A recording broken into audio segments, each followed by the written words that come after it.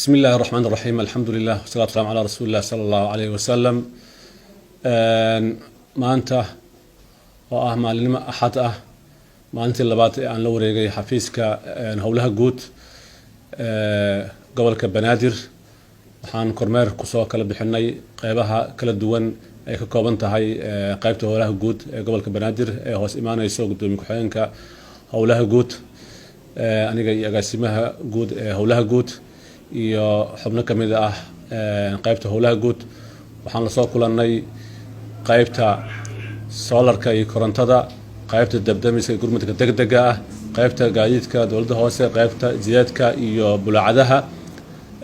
dhammaan waxyahaas aan soo aragnay oo aan la soo kulannay oo aan soo wareysanay agaasimayaashooda iyo shaqaalahooda soona aragnay qalabka ay ku shaqeynayaan runtii waxay mudan yihiin mahadcelin iyo bogaadin iyo dhiirigelin runtii wax lagu farxo yaan soo aragnay walow caqabado badan ay jiraan oo u baahan in xal loo helo waxaad u haystaan ummadda gobolka Banaadir ku nool oo runtii ah bulshada ugu ballaaran Soomaaliya kuna sugan caasimadda dalka shaqo adag oo runtii aad iyo aad mug u leh waxyaabihii kalente oo aan soo aragnay oo aan la kulanay waxaa ka mid ahaa waaxda qorsheynta magaalada oo iyadan ahayd waax aad muhiim u ah waxyahaasi oo dhan oo ah kuwa iyagu iskaabayo waaxda hadda ugu dambeysa oo aan la joogno oo ah waaxda gaadiidka dowladda hoose ee gobolka Banaadir oo ah runtii waax aad iyo aad muhiim u ah lafdhabarna u ah howlaha asaasiga u ah gobolka Banaadir runtii waan u mahadcelinayaa agaasimihii waaxda oo hadda aan wada joogno iyo agaasimo ku-xigeenkii oo aan horey u soo aragnay iyo shaqaalaha guud ahaan waxaan rajaynayaa insha allahu tacaala caqabadaha iyo duruufaha adag ee idin haysto inaad ka gudbi doontaan halkan waxaa yaala gaadiid iyo qalab kala duwan gaadiidkan iyo qalabka kala duwan ee birta culus ah haddii loo isticmaalo si saani ah runtii wax badan ayaa la qaban karay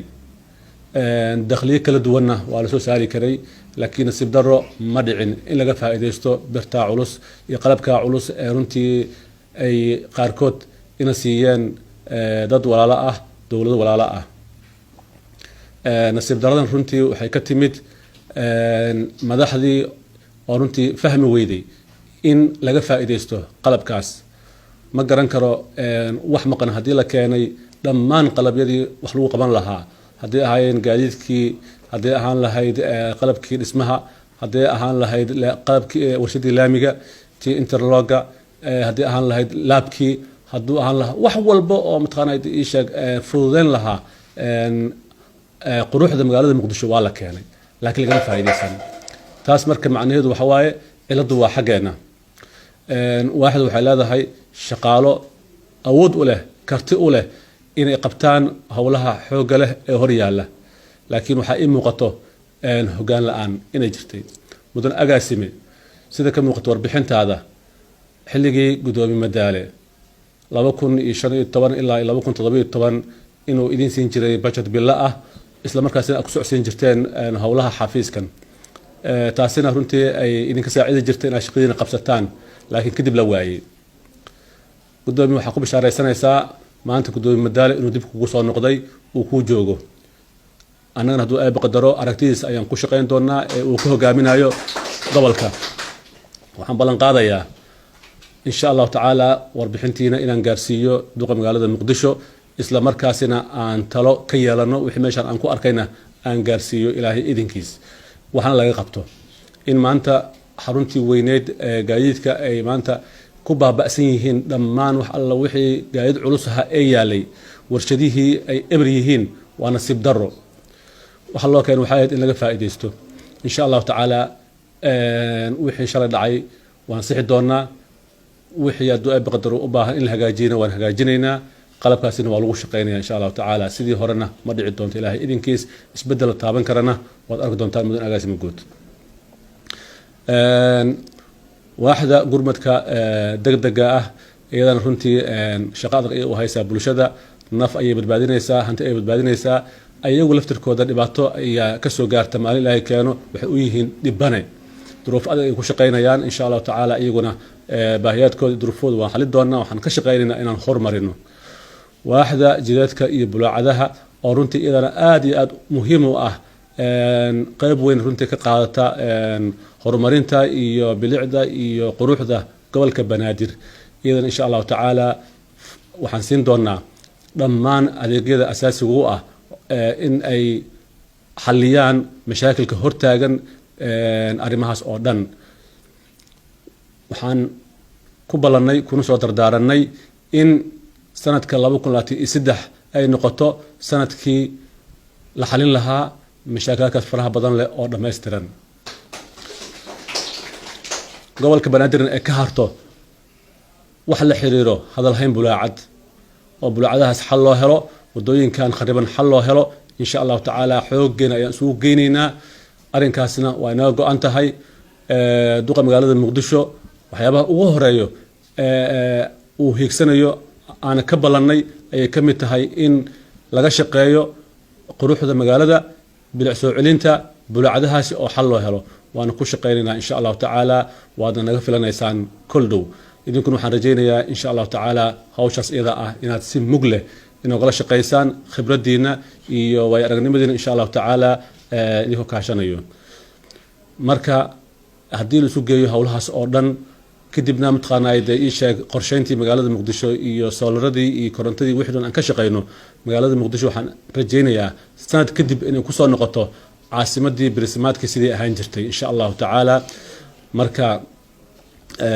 haddana waxaan dhammaystiri doonaa kormeerkeena insha allahu tacaala laabka meeshaan yaallo waa laab casri ah insha allahu tacaala isagana waan ka faa'iidaysanaynaa dhismaha iyo maxaa la dhahaa wax alla wixii la xiriiro oo construction ah waa laga maarmaan inaan u isticmaalno dhammaan shirkadaha gobolka banaadir ka howlgala waxaan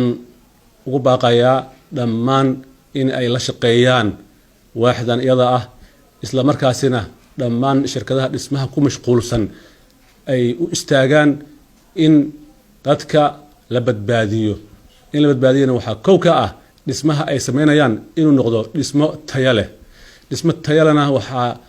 ku xiran in quality-ga mataqaanaa dee isha waxay dhisayaan la hubiyo wixii lagu hubi lahaana halkan ayuu yaalaa in loo hoggaansamo laabka asiga ah oo wax walba oo dhismo la xiriiro waa la hubin doonaa shaybaarku wuu shaqaynayaa waa lagu shaqaynaa khubaradii ku shaqayn lahaydna waa joogaan qalabkii iyo agabkiisa waa u dhammaystiran yahay insha allahu tacaala waxaan ka rajaynaa insha allahu tacaala dhammaan shirkadaha dhismaha ka shaqeeyo inay u hoggaansamaan hubinta waxa ay dhisayaan insha allahu tacaala oo shaybaarka casriga ah la marsiiyo sidoo kaleente shirkadaha korontada ee ayagu iska jeexjeexanayo laamiyada see doonan u jeexanayo iyo shirkadaha biyaha wax la aqbali kara ma ahan iyo kuwa taleefanada intaba waxaan rabnaa si nidaam ah oo casri ah hawshaas iyada ah in loo qabto si standard ah in loo fuliyo laakiin qolo walba meesha ka soo gaarto inay iska waxaysato say doontana mataqaanaa haddana ay u dhoobto wax la aqbali kara ma aha marka mudan agaasimo guud waxaan rajaynayaa hawshaas iyada ah si dhaba in loo fuliyo insha allahu tacaala oo markii koronto waddo la marsiinayo standards la og yahay in lagu marsiiyo lagulana xisaabtamo shirkadaha biyaha sidoo kaleente kuwa telefoonada sidoo kaleente laakiin aynan dhicin qof kasta inuu soo doono ka yeelo soo doonana wax u maareeyo wax la aqbali karo ma ahan marka insha allahu tacaala waa isu imaan doonaa fadhigan fadhi ka ballaaran waxaan diyaar u nahay shaqo ballanteennuna waa shaqo hadafkeennuna waa magaaladan muqdisho oo quruxsan oo nadiifsan oo bulaacadaha ka caagan insha allahu tacaala guulaysta salaamu ullahi calaykum waraxmatullahi wabarakatu mahadsanidin